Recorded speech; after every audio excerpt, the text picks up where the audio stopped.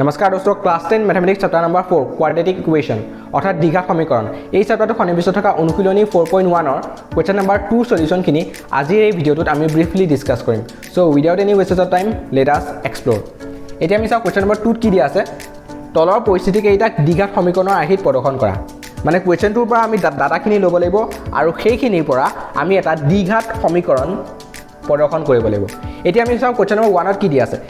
আয়তাকাৰ মাটি এটুকুৰাৰ কালি 528 বৰ্গমিটাৰ মাটি এটুকুৰাৰ দিশ ইয়াৰ পথালি দুগুণতকৈ 1 মিটাৰত বেছি মাটি টুকুৰাৰ দিশ আৰু প্ৰস্থ উলিয়াব লাগে ঠিক আছে আমি এতিয়া চাম প্ৰশ্নটোত কি উলিয়াব দিছে প্ৰশ্নটো উলিয়াব দিছে যে মাটি টুকুৰাৰ দিশ আৰু প্ৰস্থ ঠিক আছে এতিয়া আমি প্ৰস্থ বা দিঘক x বুলি ধৰি লম ধৰু আমি প্ৰস্থকে x বুলি ধৰি ললো কি ধৰিম এতিয়া ধৰু প্ৰস্থ is equal to x ঠিক আছে প্ৰস্থ is equal to x metre যেটো মিটাৰ বুলি কৈছে আমি ধৰিলু এটো মিটাৰ বুলি দিয়া আছে প্ৰস্থ is equal to x metre এটা চাও আমি আগো প্ৰশ্নটোত যাও প্ৰশ্নটোৰ পৰা এতিয়া আমি দিশটো কেনেকৈ লিখিব পাৰো এতিয়া আমি প্ৰশ্নটোৰ পৰা চাম আয়তাকাৰ মাটি এটুকুৰাৰ কালি দিয়া আছে 528 বৰ্গমিটাৰ ঠিক আছে মাটি টুকুৰাৰ দিশ ইয়াৰ পথালিৰ দুগুণতকৈ 1 মিটাৰত বেছি পথালি মানে কি প্ৰস্থ কি কৈছে দিশ পথালিৰ দুগুণতকৈ 1 মিটাৰ বেছি এটাকে দিশ কি হ'ব এটাকে দিশ হ'ব পথালিৰ দুগুণতকৈ 1 মিটাৰ বেছি পথালিৰ দুগুণ পথালি কিমান x x ৰ দুগুণ কিমান হ'ব twice x x ৰ দুগুণ হ'ব twice x এটা twice x তকৈ 1 মিটাৰত বেছি কাৰণ ইয়াত দিয়া আছে পথালিৰ দুগুণতকৈ 1 মিটাৰত বেছি মানে twice x তকৈ কি হ'ব 1 মিটাৰ বেছি হ'ব মানে কি হ'ব twice x plus 1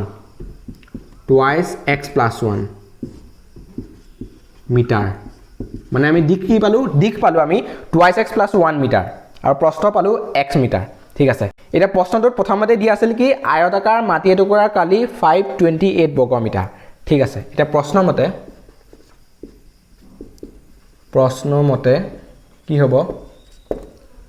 আয়তাকাৰ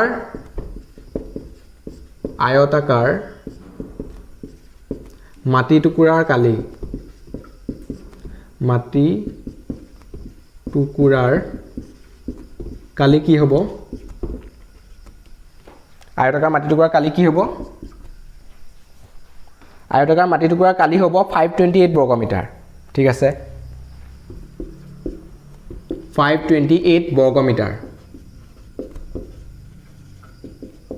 528 বৰ্গমিটাৰ আছে ঠিক আছে এতিয়া আয়তাকাৰ মাটি টুকুৰাৰ কালি আমি সূত্ৰটোৰ পৰা আমি কি লিখিব পাৰো মানে আয়তৰ কালিৰ সূত্ৰটো কি আয়তৰ কালিৰ সূত্ৰটো হৈছে দিশ পূৰণ প্ৰস্থ ঠিক আছে তে ইয়াত কি লিখিম দিশ পূৰণ প্ৰস্থ আৰু ইয়াতটো দিয়া আছে কালিৰ ভ্যালুটো 528 মানে দিঘৰ ঠাইত এতিয়া দিঘৰ ভ্যালুটো লিখিম ইয়াৰ পৰা আমি ইয়াত যেহেতু আমি ধৰি লৈছিলো সো এটো হ'ব twice x plus 1 into প্ৰস্থ কিমান হ'ব x is equal to কিমান হ'ব 528 এটা এখিনি আমি ক্যালকুলেট কৰি দিম twice x into x হলে কি হ'ব 2x স্কয়াৰ আৰু twice x into x হল twice x স্কয়াৰ আৰু 1 এৰে x কৰিলে কিমান হ'ব x আৰু তো কিমান হল 528 আৰু এতিয়া 2x স্কয়াৰ plus x আৰু 528 টো এফালে গুছি যাব এফালে গুছি গলে 528 কৰি দিলো মাইনাস হৈ গলে এফালে সো এফালে মাইনাস আহি যোৱাৰ লগে লগে এফালে 0 হৈ গল সো এটো হ'ব आंसर মানে আমাক কি কৈছে দিঘ আৰু প্ৰস্থ ভ্যালু উলিয়াবলৈ দিয়া নাই আমাক জাস্ট দ্বিঘাত সমীকৰণৰ আৰ্হিত প্ৰদৰ্শন কৰিবলৈ দিছে আৰু এতিয়া আমি দ্বিঘাত সমীকৰণৰ আৰ্হিত প্ৰদৰ্শন কৰি দিলো মানে কি কৰিলো ইয়াত যেহেতু আয়তাকাৰ মাটি টুকুৰাৰ কালি দিছে মানে কিহৰ সূত্ৰ লাগিব আয়তৰ কালিৰ সূত্ৰ লাগিব আয়তৰ কালিৰ সূত্ৰ মতে কি হয় দিশ পূৰণ প্ৰস্থ হয় আৰু আমি দিশ আৰু প্ৰস্থ ধৰি লৈছিলো প্ৰস্থ যেহেতু x ধৰিছিলো সেইকাৰণে দিশ কিমান পালো twice x plus 1 সো সেই কাৰণে দিশ পূৰণ প্ৰস্থ লিখি আমি ইয়াত ভ্যালুটো লিখিলো ভ্যালুটো ইয়াত দিয়া আছিল 528 বৰ্গমিটাৰ ঠিক আছে 528 টু 528 হিচাপে থাকক এতিয়া আমি আয়তাকাৰ মাটি টুকুৰাৰ কালিৰ ঠাইত দিশ পূৰণ প্ৰস্থ লিখিলো কাৰণ আয়তৰ কালিৰ সূত্ৰটো কি দিশ পূৰণ প্ৰস্থ আৰু দিশ পূৰণ প্ৰস্থ আমি ইয়াত ধৰি লৈছিলো twice x plus 1 দিশ হয় সো দিঘৰ ঠাইত twice x plus 1 লিখিলো প্ৰস্থৰ ঠাইত x লিখিলো আৰু 528 ৰাখি থলো আৰু এখিনি ক্যালকুলেট কৰি দিলো twice x ৰে x ক পূৰণ কৰিলো 2x স্কয়াৰ আৰু প্লাছ 1 হ'ল আৰু 528 টো এফালে গুচি গ'ল সো এফালে লাইনটোত কি হৈ গ'ল twice x square plus x minus 528 is equal to 0 আৰু এইটো এটা দ্বিঘাত সমীকৰণৰ আৰ্হিত আমি প্ৰদৰ্শন কৰি দিলো ঠিক আছে এতিয়া আমি 2 নম্বৰ সলিউশনটো কৰিম 2 নম্বৰ দিয়া আছে যে দুটা ক্ৰমিক যোগাত্মক অখণ্ড সংখ্যাৰ পূৰণফল 106 এতিয়া আমি সংখ্যা দুটা উলিয়াব লাগে ঠিক আছে এটা কোৱেশ্চন নম্বৰ 2 টো আমি ঠিক তেনেদৰে কৰিম এটা কোৱেশ্চন নম্বৰ 2 কি দিয়া আছে দুটা ক্ৰমিক যোগাত্মক অখণ্ড সংখ্যাৰ পূৰণফল 106 ক্ৰমিক যোগাত্মক অখণ্ড সংখ্যা যোগাত্মক মানে কি পজিটিভ হ'ব লাগিব অখণ্ড সংখ্যা মানে তো আমি জানোৱে অখণ্ড সংখ্যা মানে আমি ইফালে সংখ্যা ৰেখা কি হয় ঋণাত্মক সংখ্যাখিনি আৰু যোগাত্মক সংখ্যাখিনি আৰু 0 ক ধৰি গুটেইখিনি সংখ্যাক আমি অখণ্ড সংখ্যা বুলি কওঁ ঠিক আছে এফালে 2 আছে -1 0 1 2 সো এফালে গুচি যাব এফালে ঠিক তেনেদৰে এফালেও ডট ডট এখিনি অখণ্ড সংখ্যা হয় এটা অখণ্ড সংখ্যা যোগাত্মক বুলি কৈছে যোগাত্মক মানে কি হ'ব এইখিনি সংখ্যাহে আমি ধৰিম ঠিক আছে এনে ধৰণৰ সংখ্যাখিনি আমি ধৰিম মানে পজিটিভ সংখ্যাখিনি ধৰিম যোগাত্মক মানে কি কৈছে পজিটিভ ঠিক আছে অখণ্ড সংখ্যা মানে আমি গম পালে কি হ'ব এনে ধৰণৰ সংখ্যাখিনি হ'ব আৰু ক্ৰমিক বুলি কৈছে মানে এটাৰ পিছত আনটো যদি 1 হয় আনটো সংখ্যা কি হ'ব 2 হ'ব হয় দুটা মানে সংখ্যা দুটা আমি উলিয়াব লাগে আৰু সংখ্যা দুটা কি ইয়াত সংখ্যা দুটা কি হয় ক্ৰমিক হয় দুটা ক্ৰমিক যোগাত্মক অখণ্ড সংখ্যা মানে এটাৰ পিছত আনটো ঠিক আছে একেলগে সংখ্যা দুটা হ'ব লাগিব মানে হেতুৱে হেকেটা সংখ্যা আমাক উলিয়াব দিছে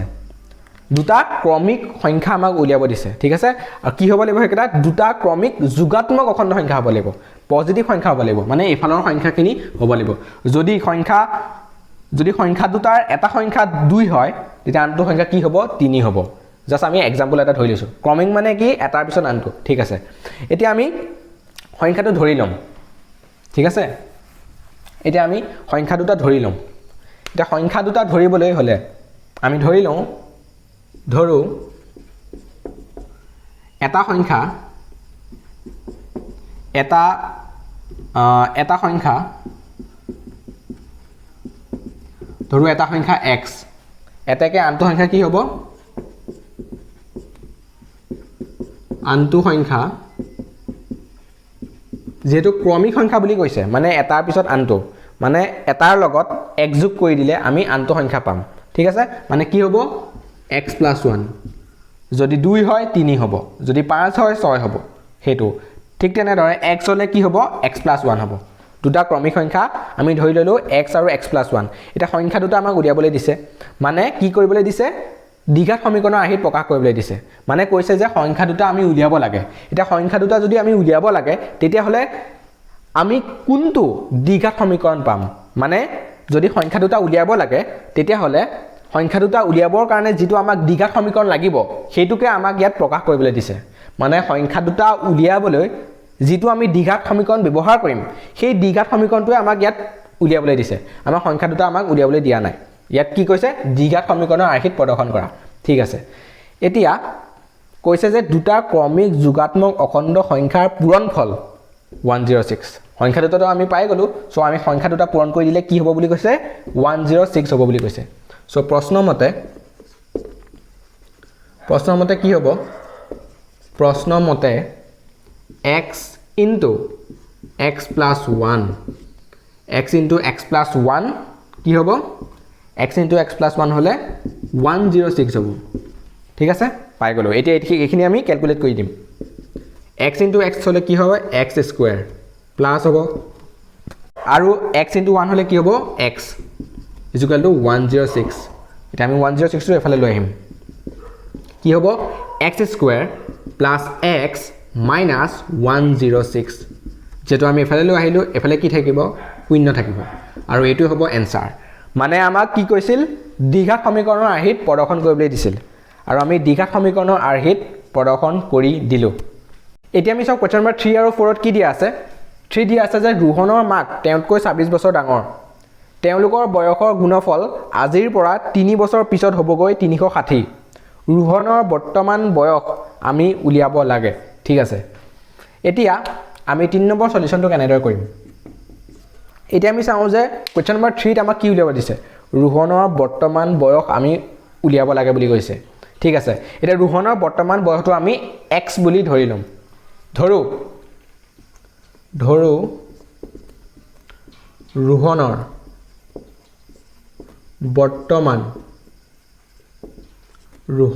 বৰ্তমান বয়স ইজ ইকুৱেল টু x বছৰ এটা কি দিয়া আছে চাওঁ প্ৰশ্নত ৰোহনৰ মাক তেওঁতকৈ 26 বছৰ ডাঙৰ এতেকে ৰোহনৰ মাকৰ বৰ্তমান বয়স কিমান হ'ব 26 বছৰ ডাঙৰ বুলি কৈছে মানে কি হ'ব x plus 26 বছৰ ঠিক আছে ৰোহনৰ মাকৰ বৰ্তমান বয়স x plus 26 বছৰ ঠিক আছে এটা কি দিয়া আছে আকৌ পিছত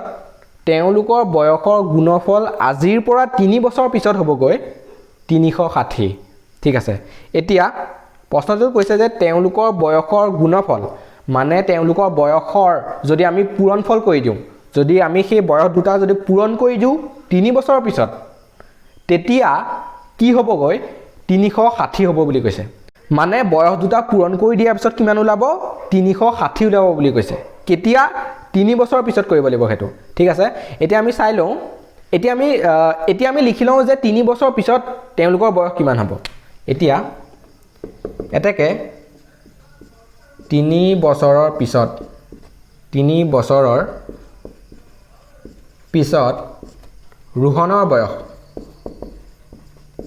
ৰোহনৰ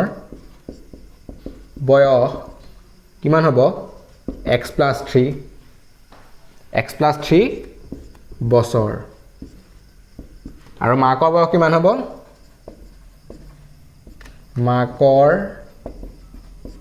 মাকৰ বয়স কিমান হ'ব 3 বছৰৰ পিছত x plus 26 plus 3 হয় x plus 26 plus 3 বছৰ মানে কিমান হ'ব x plus 26 এ 3 এ কিমান হয় 29 x plus 29 বছৰ ঠিক আছে 3 বছৰৰ পিছত কিমান বয়স হ'ব আমি উলিয়াই ললো x plus 3 আৰু x plus 29 এতিয়া এই দুটা বয়স যদি আমি পূৰণ কৰি দিওঁ তেতিয়া কিমান ওলাব বুলি কৈছে 360 ওলাব বুলি কৈছে সেই কাৰণে এতিয়া আমি লিখিম প্ৰশ্নমতে আমি কিমান লিখিম কি কৈছে তেওঁলোকৰ বয়সৰ গুণফল মানে তেওঁলোকৰ বয়সৰ পূৰণফলটো আজিৰ পৰা 3 বছৰৰ পিছত কিমান হ'ব বুলি কৈছে 360 হ'ব বুলি কৈছে আমি 3 বছৰৰ পিছত কিমান বয়স হয় হেতু উলিয়াই ললো পাই গলো ঠিক আছে এতিয়া সেই বয়স কেইটা আমি পূৰণ কৰি দিম মানে আমি কি কৰিম x plus 3 into x plus 29 ঠিক আছে x plus 3 into x plus 29 কিমান হ'ব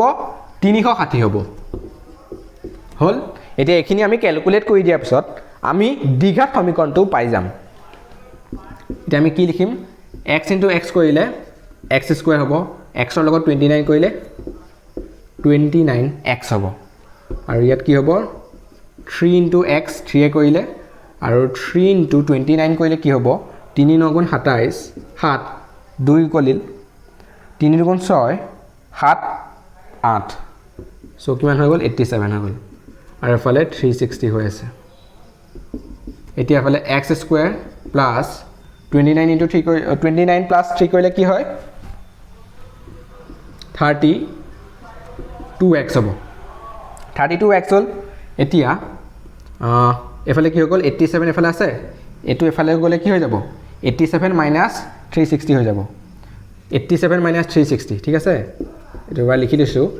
87 minus 360 আৰু এফালে কি হৈ যাব 0 হৈ যাব এতিয়া আমি দ্বিঘাত সমীকৰণটো কিমান পাম x স্কয়াৰ plus 32x আৰু এখিনি ক্যালকুলেট কৰিলে কি হ'ব 360 পৰা 87 বিয়োগ কৰিলে 360 পৰা 87 আমি বিয়োগ কৰি দিম এটা 10 ৰ পৰা 7 গ'ল 3 ঠিক আছে আৰু ইফালে হৈ গ'ল 15 15 ৰ পৰা 8 গ'ল কিমান 6 7 7 আৰু ইফালে 2 মানে 273 হ'ব ঠিক আছে minus 273 হ'ব minus 273 is equal to 0 কাৰণ এইটো ডাঙৰটো আগত মাইনাছ আছে সো মাইনাছ হ'ব -273 হ'ল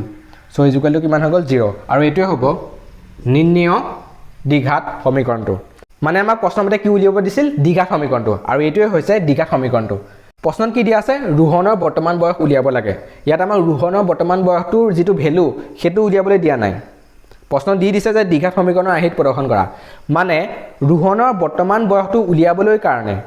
ৰোহনৰ বৰ্তমান বয়সটো উলিয়াবৰ কাৰণে যিটো আমাক দ্বিঘাত সমীকৰণ লাগিব সেই দ্বিঘাত সমীকৰণটো আমাক প্ৰদৰ্শন কৰিবলৈ দিছে ঠিক আছে সেই কাৰণে আমি দ্বিঘাত সমীকৰণটো প্ৰদৰ্শন কৰি দিলো আৰু এইটোৱে হ'ব এনসাৰ এতিয়া আমি চাও কোৱেশ্চন নম্বৰ 4 ত কি দিয়া আছে কোৱেশ্চন নম্বৰ 4 ত দিয়া আছে যে এখন ট্ৰেইনে 480 কিলোমিটাৰ পথ এটা সমান দ্ৰুতিত ভ্ৰমণ কৰে যদি এই দ্ৰুতি প্ৰতি ঘণ্টাত 8 কিলোমিটাৰ কম হ'লহেতেন তেন্তে একে সমান দূৰত্ব আগুৰিবলৈ 3 ঘণ্টা বেছি ললেহেতেন আমি ট্ৰেইনখনৰ দ্ৰুতি উলিয়াব লাগে ইয়াত কি কৈছে ট্ৰেইনখনৰ দ্ৰুতি উলিয়াব লাগে বুলি কৈছে মানে দ্ৰুতি উলিয়াবলৈ ট্ৰেইনখনৰ দ্ৰুতি উলিয়াবলৈ যিটো আমাক দ্বিঘাত সমীকৰণ লাগিব সেই দ্বিঘাত সমীকৰণটো ইয়াত প্ৰকাশ কৰিবলৈ দিছে এতিয়া আমি দ্ৰুতি x বুলি ধৰি লম ধৰো সলিউশন কিমানৰ সলিউশন কোৱেশ্চন নম্বৰ 4 ৰ ঠিক আছে ধৰো ট্ৰেইনখনৰ দ্ৰুতি ধৰো দ্ৰুতি = x আমি দ্ৰুতি x বুলি ধৰি ললো ঠিক আছে x কিলোমিটাৰ পাৰ ঘণ্টা বুলি আমি ধৰি ল'ব পাৰোঁ ইয়াত কি কৈছে ঘণ্টা বুলি দিছে ইয়াত দূৰত্বটো কিলোমিটাৰ বুলি কৈছে আৰু সময়টো ঘণ্টা বুলি কৈছে এতিয়া আমি ইয়াত কি লিখিম কিলোমিটাৰ পাৰ আৱাৰ ইউনিটটো আমি এনেদৰে লিখিব পাৰোঁ মানে কিলোমিটাৰ পাৰ ঘণ্টা ঠিক আছে আমি দ্ৰুতি কি বুলি ধৰিলো দ্ৰুতি x কিলোমিটাৰ পাৰ আৱাৰ ঠিক আছে এতিয়া প্ৰশ্নত কি দিয়া আছে এখন ট্ৰেইনে 480 কিলোমিটাৰ পথ এটা সমান দ্ৰুতিত ভ্ৰমণ কৰে যদি এই দ্ৰুতি প্ৰতি ঘণ্টাত 8 কিলোমিটাৰ কম হ'লহেতেন তেন্তে একে সমান দূৰত্ব আগুৰিবলৈ 3 ঘণ্টা বেছি ললেহেতেন এইটো কৰাৰ আগত আমি দ্ৰুতি দূৰত্ব আৰু সময়ৰ যেটো ৰিলেশন হেতু আমি জানিব লাগিব আমি জানো যে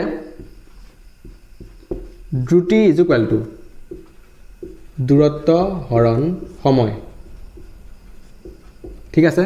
এটো আমি জানিব লাগিব এতিয়া এটো যদি আমি জানো তেতিয়াহলে আমি এটো কৰিব পাৰিম ঠিক আছে এতিয়া আমি এই ৰিলেশনটোৰ পৰা সময়টো উলিয়াব পাৰো সময়টো কেনেদৰে উলিয়াম আমি ইয়াত কি পাইছো দ্ৰুতি = দূৰত্ব হৰণ সময় আৰু ইয়াৰ পৰা আমি কি লিখিব পাৰো সময় = দূৰত্ব হৰণ দ্ৰুতি হয় দূৰত্ব হৰণ দ্ৰুতি সময়টো এফালে লৈ গলো আৰু দ্ৰুতিটো এফালে লৈ গলো সো সময় কি হৈ গল দূৰত্ব হৰণ দ্ৰুতি হৈ গল এতিয়া ইয়াৰ পৰা আমি কি লিখিম ইয়াৰ পৰা আমি সময়টো কি লিখি দিব পাৰো দূৰত্ব হয় দূৰত্ব হৰণ দ্ৰুতি ইয়াত দূৰত্ব কি দিয়া আছে 480 কিলোমিটাৰ ইয়াত দিয়া আছে প্ৰশ্ন দিয়া আছে যে কিমান 480 কিলোমিটাৰ এতিয়া আমি কি লিখি দিব পাৰো দূৰত্বৰ জেগাত 480 লিখি দিব পাৰো দূৰত্বৰ জেগাত আমি 480 লিখিলো ঠিক আছে আৰু দ্ৰুতি কিমান দ্ৰুতি আমি কি ধৰি লৈছিলো x বুলি ধৰি লৈছিলো হেকাৰণে সময় কিমান হ'ব 480 divided by 8 480 divided by 8 কিমান হ'ব আৱাৰ মানে ঘণ্টা ঠিক আছে 480 divided by 8 আৱাৰ এতিয়া আমি সব প্ৰশ্নত কি দিয়া আছে যদি এই দ্ৰুতি প্ৰতি ঘণ্টাত 8 কিলোমিটাৰ কম হ'লহেতেন according to question আমি কি লিখিম যদি এই দ্ৰুতি প্ৰতি ঘণ্টাত 8 কিলোমিটাৰ কম হ'লহেতেন মানে দ্ৰুতিটো যদি x - 8 হ'লহেতেন ঠিক আছে যদি দ্ৰুতি x - 8 হ'লহেতেন তেতিয়া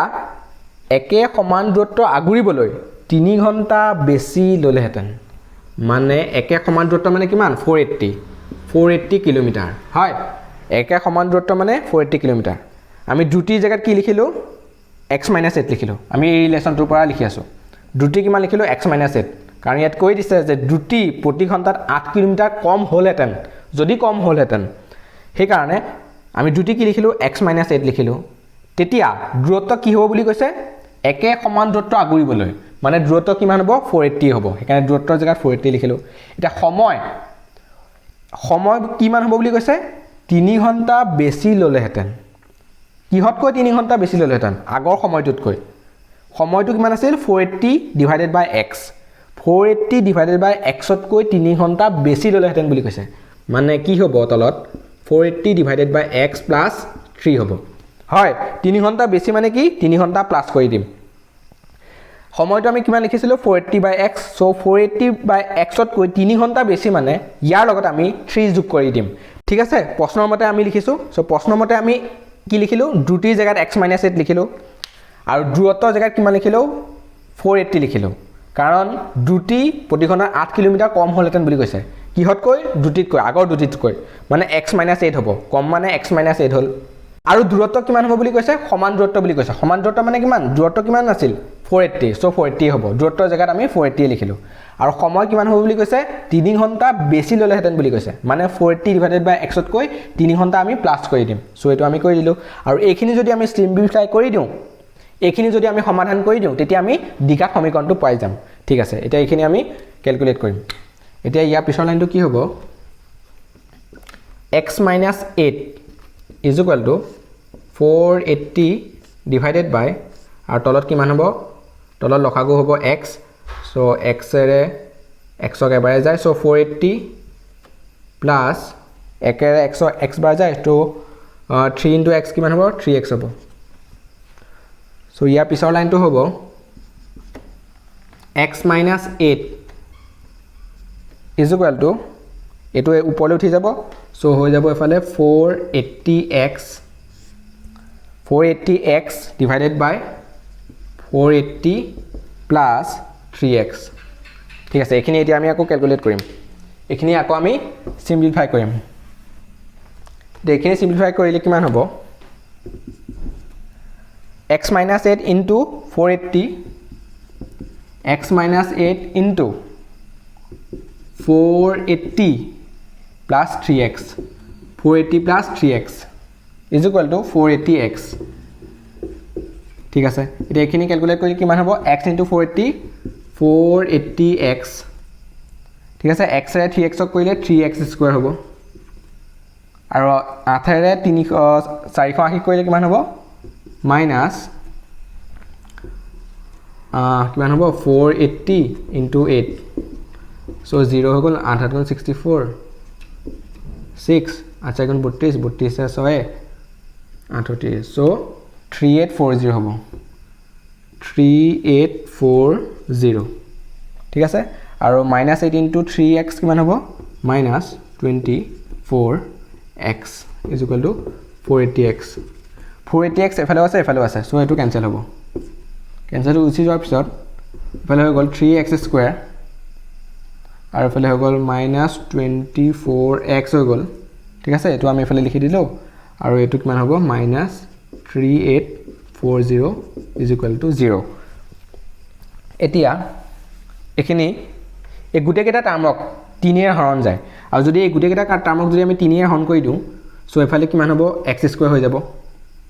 হয় আৰু মাইনাস হৈ গলে 3 এ 24 কিমান বাৰ যায় 8 বাৰ যায় সো 8x ঠিক আছে মানে আমি 3 এটা কমন ললো ঠিক আছে যদি বুজিবলৈ অশান্তি হৈছে তেতিয়া আমি 3 টো আমি এনেদৰে লিখি দিছো ঠিক আছে ব্ৰেকেটৰ বাহিৰত মানে 3 এটা কমন লৈ ললো বুলি আমি কৈ দিব পাৰো এই 3 এটা কমন ললে কিমান হ'ব x স্কয়াৰ হ'ব আৰু 3 এটা এফালে কমন ললে কিমান হ'ব 8x হল আৰু এফালে কমন ললে কিমান হ'ব মানে 3 এ কিমান হৰণ যাব 3 এবাৰ যাব এফালে 1 হ'ব আৰু 8 ক এবাৰ যাব দুবাৰ 2 নামে হৈ গ'ল 4 সো 8 হ'ব এফালে আৰু 0 হ'ব এটো জাস্ট আমি বেসিক ক্যালকুলেশন কৰিছো বেলেগ একো নাই আৰু এফালে ইজ ইকুয়াল টু 0 কৰি দিলো আৰু 3 এ 3 টো এফালে পূৰণ হৈ আছে এফালে গলে হৰণ হৈ যাব 3 এ 0 হৰণ কৰি দিলে কিমান হ'ব 0 হ'ব মানে আমি आंसर কিমান পালো x square is x square minus 8x minus 1280 is equal to 0 মানে আমি যেটো দ্বিঘাত সমীকৰণ উলিয়াবলৈ দিছিল সেই দ্বিঘাত সমীকৰণটো কিমান পালো আমি x square minus 8x minus 1280 আৰু এটোৱে হ'ব উলিয়াবলৈ দিয়া দ্বিঘাত সমীকৰণটো মানে আমাক কি উলিয়াবলৈ দিছিল দুটি উলিয়াবলৈ দিছিল আৰু দুটিটো আমি x বুলি ধৰি ললো আৰু সেই অনুযায়ী আমি সময়টো উলিয়াই ললো আৰু প্ৰশ্নত কি দিয়া আছিল দুটিটো কিমান বুলি কৈছিল এই দুটি প্ৰতি ঘণ্টাত 8 কিলোমিটাৰ কম হলতেন মানে কিমান বিগ কৰি দিব লাগিব x - 8 ঠিক আছে x - 8 হলে দূৰত্ব কিমান হ'ব বুলি কৈছে দূৰত্ব সেম থাকিব বুলি কৈছে মানে সেই একে দূৰত্ব বুলি কৈছে কি কৈছে সমান দূৰত্ব হোৱাৰ কাৰণে 480 হৈ থাকিল আৰু সময় কিমান বুলি কৈছে 3 ঘণ্টা বেছি ললেহেঁতেন বুলি কৈছে এতিয়া সময় কিমান ধৰিছিলো 480 ডিভাইডেড বাই x আৰু ইয়াৰ লগত আমি 3 যোগ কৰি দিলো 3 যোগ কৰি দিয়াৰ পিছত কিমান হৈ গ'ল বেছি হৈ গ'ল 3 ঘণ্টা বেছি হৈ গ'ল আৰু এইখিনিয়ে আমি ক্যালকুলেট কৰি দিলো সিম্পলিফাই কৰি দিলো বেসিক ক্যালকুলেশন কৰি দিলো আৰু এইখিনি কৰি দিয়াৰ পিছতে আমি নিম্ন দ্বিঘাত সমীকৰণটো আমি পাই গলো আজিৰ ভিডিঅ'টোত ইমানে আজি আমি কুৱেশ্যন নম্বৰ 2 সলিউশনখিনি ডিসকাস কৰিলোঁ নেক্সট ভিডিঅ'ত আমি ইয়াৰ পিছৰখিনি সলিউশন ডিসকাস কৰিম সো ভিডিঅ'টো চোৱাৰ বাবে আপোনালোকক বহুত বহুত ধন্যবাদ